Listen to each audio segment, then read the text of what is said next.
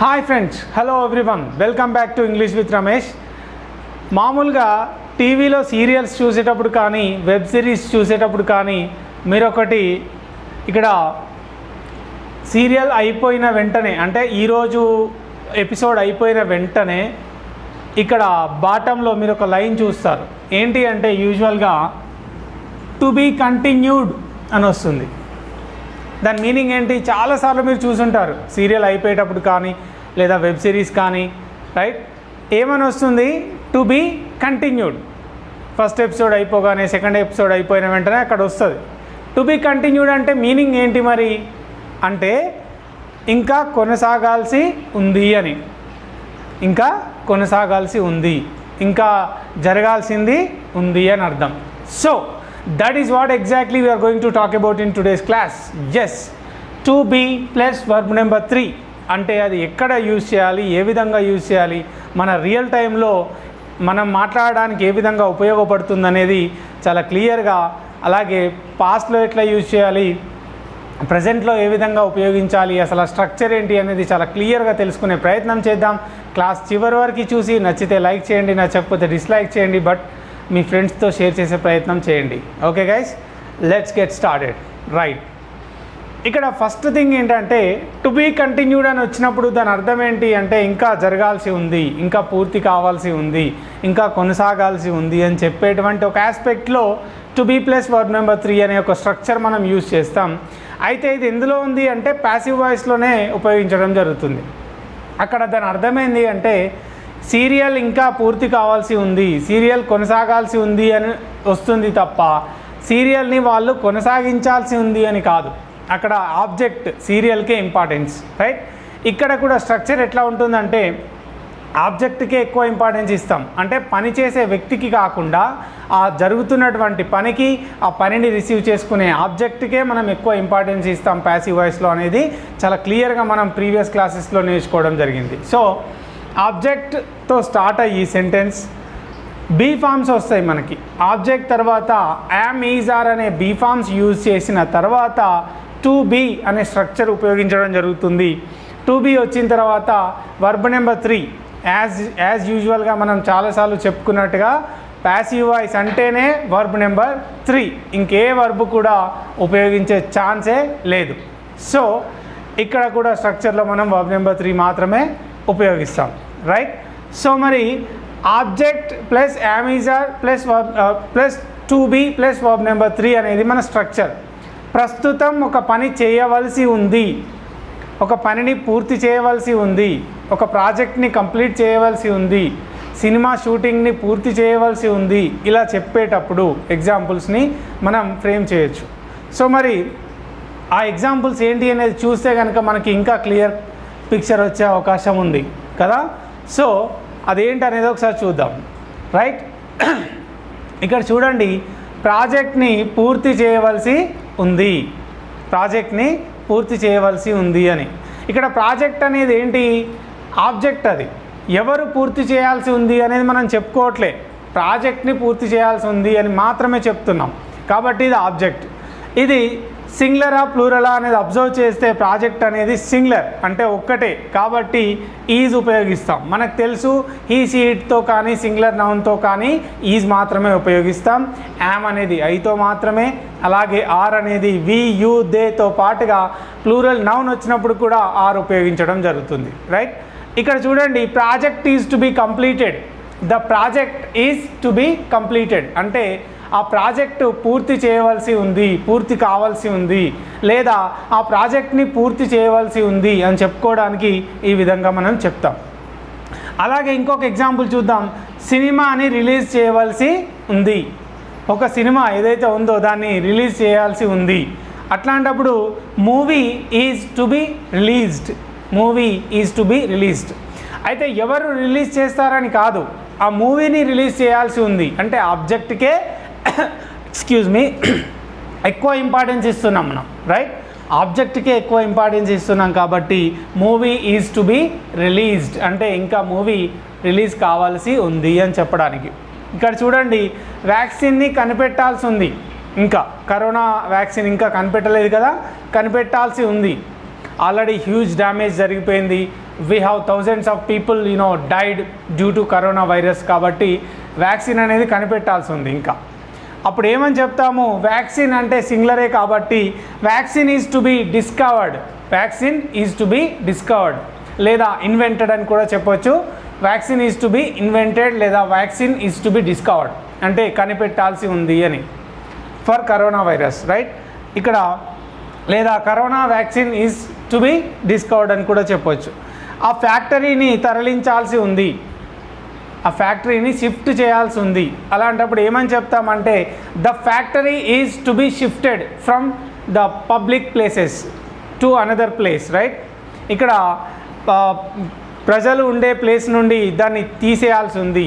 అలాంటప్పుడు ఏం చెప్తామంటే the factory, the chemical factory is to be shifted అంటే తరలించాల్సి ఉంది ఫ్యాక్టరీని. ఎవరు తరలిస్తారని చెప్పుకోవట్లే, ఫ్యాక్టరీని తరలించాల్సి ఉంది కాబట్టి ఆబ్జెక్ట్కే మనం ఇంపార్టెన్స్ ఇస్తున్నాం. ఇక్కడ ఫ్యాక్టరీని తరలించాల్సి ఉంది, ఫ్యాక్టరీని షిఫ్ట్ చేయాల్సి ఉంది అని చెప్పడానికి factory is to be shifted from the public place. Yeah, అలాగే పెన్షన్స్ రిలీజ్ చేయవలసి ఉంది. గవర్నమెంట్ వచ్చేసి గవర్నమెంట్ రిలీజ్ చేయాల్సి ఉంది అని చెప్పట్లే, పెన్షన్స్ రిలీజ్ చేయాల్సి ఉంది అని చెప్తున్నాం. అంటే ఆబ్జెక్ట్ని హైలైట్ చేస్తున్నాం. అక్కడ సబ్జెక్ట్ ఎవరు, గవర్నమెంటే రిలీజ్ చేస్తుంది, మనకు సబ్జెక్ట్తో పని లేదు, ఆబ్జెక్ట్ని హైలైట్ చేస్తున్నాం. పెన్షన్స్, ఇక్కడ పెన్షన్స్ అనేది ప్లూరల్ కాబట్టి ఏం యూజ్ చేస్తాము, బీ ఫామ్ ఆర్ మాత్రమే ఉపయోగిస్తాం. అలాంటప్పుడు ఏమవుతుంది, pensions are to be released, pensions release చేయవలసి ఉంది. అలాగే pensions are to be distributed, పెన్షన్స్ని డిస్ట్రిబ్యూట్ చేయాల్సి ఉంది. ఈ విధంగా pensions are to be given అంటే పెన్షన్స్ని ఇవ్వాల్సి ఉంది అని చెప్పడానికి. ఈ విధంగా ప్రస్తుతం చేయవలసి ఉంది అని చెప్పడానికి am is are to be plus verb number 3. ఈ స్ట్రక్చర్ గుర్తుపెట్టుకోండి, you can make lots of sentences. Okay, let's move on to the other thing. ఇక్కడ చూస్తే కనుక ఆబ్జెక్ట్ తర్వాత వాజ్ వర్ వచ్చి టు బీ అనే స్ట్రక్చర్ని యూజ్ చేస్తూ ప్లస్ వర్బ్ నెంబర్ 3 ఉపయోగిస్తున్నాం. అయితే ఇక్కడ ఏంటి, ఈ స్ట్రక్చర్ని చూస్తే కనుక దీని మీనింగ్ ఇది ఎక్కడ యూజ్ చేస్తామంటే చేయవలసి ఉండే. డిఫరెన్స్ అబ్జర్వ్ చేస్తే ఇక్కడ చేయవలసి ఉంది అంటే ప్రస్తుతం కానీ ఫ్యూచర్లో కానీ చేయవలసి ఉంది, రైట్. ఇక్కడ ఈ ప్యాటర్న్లో ఈ కాంటెక్స్ట్లో మనం ఏం చెప్తున్నామంటే ప్రస్తుతం చేయవలసి ఉంది లేదా భవిష్యత్తులో చేయవలసి ఉంది అనే కాంటెక్స్ట్ ఇది. ఇక్కడికి వచ్చినప్పుడు ఇంతకు ముందే చేయవలసి ఉండే కానీ చేయలేదు అని చెప్పేటువంటి కాంటెక్స్ట్లో ఈ స్ట్రక్చర్ ఉపయోగిస్తాం. ఇంతకు ముందే జరగాల్సి ఉండే కానీ జరగలే, ఇంతకు ముందే చెప్పాల్సి ఉండే కానీ చెప్పలే, ఈ పాటికే రిలీజ్ కావాల్సి ఉండే కానీ రిలీజ్ కాలే, ఈ పాటికే పూర్తి కావాల్సి ఉండే కానీ పూర్తి కాలేదు, పూర్తి చేయలేదు. ఇట్లాంటి ఒక కాంటెక్స్ట్లో మనం ఈ స్ట్రక్చర్ ఉపయోగిస్తాం. అప్పుడు ఏమవుతుంది, ఆబ్జెక్ట్ తర్వాత was were plus to be వచ్చిన తర్వాత వర్బ్ నెంబర్ 3 ఉపయోగించడం జరుగుతుంది. ఓకే, ఇక్కడ చూడండి మీనింగ్ ఏమొస్తుంది, చేయవలసి ఉండే అంటే గతంలో అన్నట్టు కానీ చేయలేదు, జరగవలసి ఉండే కానీ జరగలేదు, పూర్తి కావాల్సి ఉండే కానీ పూర్తి కాలేదు అని చెప్పడానికి. ఇక్కడ చూడండి కరోనాని తగ్గించాల్సి ఉండే ప్రభుత్వం, ఈ పాటికి కంటైన్ చేసి ఉండాల్సి ఉంది అంటే నియంత్రించాల్సి ఉండే, తగ్గించాల్సి ఉండే, కానీ ఏమవుతుంది, cases have been mounting, right, touching the skies every day 5,000 6,000 cases are being reported కదా. కాబట్టి ఇక్కడ ఏమని చెప్తాం, కరోనా అనేది సింగులర్ కాబట్టి వాజ్ ఉపయోగిస్తాం. ఇక్కడ మనం ఏంటి, ఐ, హీ, షీ, ఇట్ అనే పర్సన్స్తో వాజ్ ఉపయోగిస్తాము, మిగతా రెస్ట్ ఆఫ్ ద పీపుల్తో వర్ ఉపయోగించడం జరుగుతుందని మనం ఆల్రెడీ తెలుసుకొని ఉన్నాం కదా. ఇక్కడ కరోనా అనేది సింగులర్ కాబట్టి corona was to be contained అంటే కరోనాని తగ్గించాల్సి ఉండే అని చెప్పడానికి. ఓకే, అలాగే ఎయిర్పోర్ట్స్ని మనకి first case was reported on January 30 రోజు ఫస్ట్ కేస్ ఇండియాలో రిపోర్ట్ అయింది. అయితే లాక్డౌన్కి ముందే ఎయిర్పోర్ట్స్ని షట్ డౌన్ చేసి ఉండాల్సింది, చేయవలసి ఉండే. ఎందుకు, అప్పుడే ఎయిర్పోర్ట్స్ని చేసి ఉంటే కరోనా ఇండియాలోకి ఎంటర్ అయ్యేది కాదు కదా. అప్పుడే ఏంటి అంటే మూసివేయాల్సింది అప్పుడే ఏది ఎయిర్పోర్ట్స్ ఎప్పుడైతే మన ఫస్ట్ కేస్ ఇండియాలో రిపోర్ట్ అయిందో అప్పుడే ఎయిర్పోర్ట్స్ని షట్ డౌన్ చేసి ఉండాల్సింది కదా, చేసి ఉండవలసింది, కానీ చేయలే. అందువల్ల కరోనా ఎంటర్డ్ ఇండియా. సో ఇక్కడ ఏమని చెప్తాము, ఎయిర్పోర్ట్స్ అనేది ప్లూరల్ అంటే మోర్ దెన్ వన్ కాబట్టి వర్ ఉపయోగిస్తాం. Airports were to be shut down. Airports were to be shut down soon after reporting the first case. Soon after reporting the first case in India. First case report అయిన వెంటనే airports were to be shut down, మూసివేయవలసి ఉండే, కానీ they did not. మూసేసిందా? No, they did not, మూసివేయలే. అందువల్ల ఏమైంది, corona has entered all over the India and it's affecting thousands of people, lakhs of people, right? Anyway let's go for some more examples. ఇక్కడ కూలీల్ని తరలించాల్సి ఉండే ముందే, వలస కూలీలు ఉంటారు కదా, వాళ్ళందరినీ లాక్డౌన్కి ముందే తరలించాల్సి ఉండే, కానీ ఏం చేసిండ్రు, తరలించలే కదా. కాబట్టి ఇక్కడ ఏమని చెప్పొచ్చు, మైగ్రెంట్ లేబరర్స్ మనకి వలస కూలీలు అంటే మైగ్రెంట్ లేబరర్స్ అంటారు. రోజువారీ పని చేసుకునే రోజువారీ కూలీలను డైలీ లేబరర్స్ అని కూడా చెప్పొచ్చు. ఇక్కడ మైగ్రెంట్ లేబరర్స్ అంటే people come from different states to some different place to work, right? వాళ్ళు ఎక్కడైతే అక్కడ వాళ్ళ నేటివ్ ప్లేసెస్లో వర్క్ దొరకక వేరే ప్లేసెస్కి వలస వస్తూ ఉంటారు చూడండి, వాళ్ళందరినీ మైగ్రెంట్ లేబరర్స్ అంటారు. ఇప్పుడు వాళ్ళంతా they have been walking thousands of kilometers without food, without essential goods to live, to make a living. వాళ్ళంతా చనిపోతున్నారు రోడ్ల మీదనే, వాళ్ళకి తిండి లేకుండా. సో వాళ్ళని గవర్నమెంట్ తరలించాల్సి ఉండే, అయితే వాళ్ళు ఈ పాటికి తరలించబడాల్సి ఉండే, కానీ ఏమైంది, చేయలే. కాబట్టి ఇక్కడ వలస కూలీల్ని మైగ్రెంట్ లేబరర్స్ అంటారు. Labourers were to be evacuated లేదా labourers were to be sent back to their home, sent back to their native places. Labourers were to be sent back to their native places అంటే వాళ్ళని వాళ్ళ నివాస ప్రాంతాలకి పంపించాల్సి ఉండే, కానీ ఏం చేసింది గవర్నమెంట్, దే డిడ్ నాట్, పంపించలేదు. ఇప్పుడు వాళ్ళంతా నడుచుకుంటూ వెళ్తున్నారు. They have been facing lots of problems, right? Yeah, Kaleshwaram ఈ పాటికే పూర్తయిపోయి ఉండాల్సింది, పూర్తి చేయవలసి ఉండే కాళేశ్వరంని, కానీ ఏమైంది, పూర్తి కాలే ఇంకా. కాబట్టి ఏం చెప్తారు, కాళేశ్వరం అనేది సింగులర్ కాబట్టి Kaleshwaram was to be completed, Kaleshwaram was to be completed but they did not. అంటే కాళేశ్వరం ఈ పాటికే పూర్తి చేయవలసి ఉండే కాళేశ్వరంని, కానీ అయిందా, నో, దే డిడ్ నాట్, అంటే చేయలేదు అని. పూర్తి చేయవలసి ఉండే కానీ చేయలేదు. అలాగే ఆ సినిమా రిలీజ్ కావాల్సి ఉండే, కరోనా వల్ల కాలేదు అని చెప్పుకోవచ్చు, రైట్?